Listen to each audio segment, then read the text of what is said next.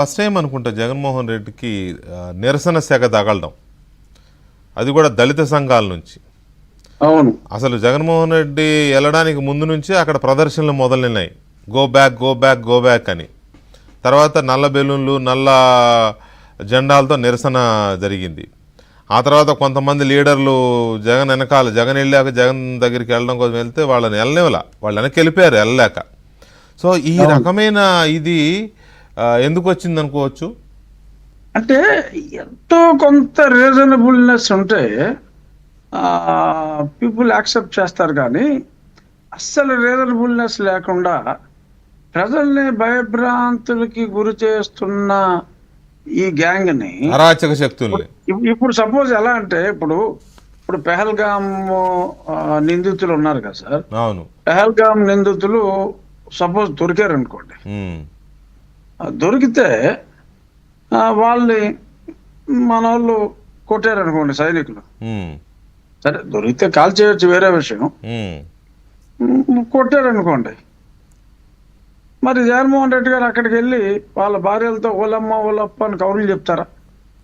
చెప్తూ ఊరుకుంటారు. ఇది అంతే. ఇప్పుడు ఈ లెవెల్లో తెనాలి లెవెల్కి దేశంలో పెహల్గామ్ నిందితులు ఎలాగో తెనాల్లో నిత్యం బేభత్సం సృష్టిస్తున్నా వీళ్ళు కూడా అంతే. సో ఎంత చెట్టుగా అంతకాలాగా తెనాలకి వీళ్ళ అరాచకాలు చాలా ఎక్కువగా ఉన్నాయి. అటువంటి అరాచకవాదుల్ని మరి ఒక చిన్న లెసన్, ఒక్కొక్కసారి మరి తప్పదు, ధర్మబద్ధంగా చేయాల్సి వస్తుంది, న్యాయబద్ధం కాకపోయినప్పటికీ కూడా.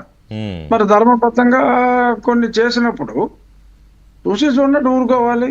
లేదు అంటే ఓకే, ఏదో దళిత్ కార్డు తీశారు, జాన్ విక్టర్ దళితుడు ఎలాగో నాకు తెలియదు, సరే జాన్ విక్టర్కి దళితుడు అని చెప్పి ఏదో గురుమూర్తి తోటి ఒక స్టేట్మెంట్ ఏదో ఎవరికో ఆయన ఏదో హ్యూమన్ రైట్స్కి ఒక పిటిషన్ కూడా ఆయన ఇచ్చాడు, సరే ఆ ప్రయత్నాల వరకు ఓకే. ఇలాగా ఒక పార్టీ అధ్యక్షుడు ప్రజాకంటకుల్ని క్రమశిక్షణ చర్యలు పోలీస్ శాఖ తీసుకుంటున్నప్పుడు తగుదనమ్మ అంట బజార్లోకి వచ్చేసి ఇలాగ చేయటం వాళ్ళు హర్షించలా. అవును. సో కాబట్టి ఎంఆర్పిఎస్ వాళ్ళు బాధ్యతాయుతంగా ప్రవర్తించి వాళ్ళు చేశారు. మరి ఇదే మరి మా కులానికి చెందిన డాక్టర్ సుధాకర్ విషయంలో ఏమైంది, పాస్టులు చేసిన సుబ్రహ్మణ్యం, అప్పుడు మరి సుబ్రహ్మణ్యం కుటుంబాన్ని నువ్వు పరామర్శించావా? అప్పుడెప్పుడు లేనిది ఈ రిఫరాఫ్ గాలని ఇలాగ పోలీసులు చర్యలు తీసుకున్నప్పుడు నువ్వు రావటం ఏంటి? నీ వంటి వ్యక్తి ఇలాగా రావటం, ఇటువంటి యాంటీ సోషల్ ఎలిమెంట్స్ని ప్రోత్సహించటం సమాజానికి హితం కాదు అని వాళ్ళు ముందుకొచ్చి వీళ్ళని తరిమి వేసే ప్రయత్నం చేయటం జరిగింది. అది చక్కటి కార్యక్రమం. మరి ఇక ముందైనా ప్రతిపక్షంలో ఉన్నారు కాబట్టి ప్రతిశనదానికి బయలుదేరవలసిన అవసరం వాళ్ళకి ఉన్నప్పటికీ మరీ ఇలాగా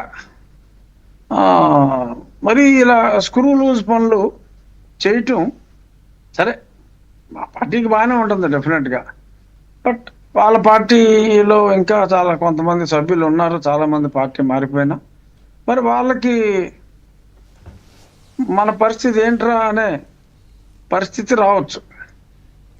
మరి ఇలాగా ఇంకొన్ని చర్యలు ఆయన చేపడితే ఇంకా శాశ్వతంగా మరి ఎందుకు రాజు గారు ఇలాంటివి చేస్తాడు ఆయన? అంటే మరి అంచనాలు తప్పినట్టున్నాయంటే, అంచనాలు తప్పినట్టున్నాయి. ఈయన మళ్ళీ ఆయనకున్న ఓటు బ్యాంక్ని కాపాడుకోవాలనుకున్నాడు. మరి ఆయన పార్టీకి మద్దతు తెలిపే వాళ్ళు మరి వాళ్ళు కషాయిలైనా కిరాయి హంతకులైనా ఇలాగా, ఇప్పుడు గంజాయి స్మగ్లర్ల కన్నా యాంటీ సోషల్ ఎలిమెంట్స్ ఎవరు లేరండి. అవును. అటువంటి వెల్ నోన్ ఎస్టాబ్లిష్డ్ గంజాయి బ్యాచ్ అని తెలిసిన తర్వాత కూడా తాను పట్టిన కుందేలకు మూడే కాళ్ళు అన్నట్టు మరి అతను సెల్ఫ్ గోల్ ఆత్మహత్య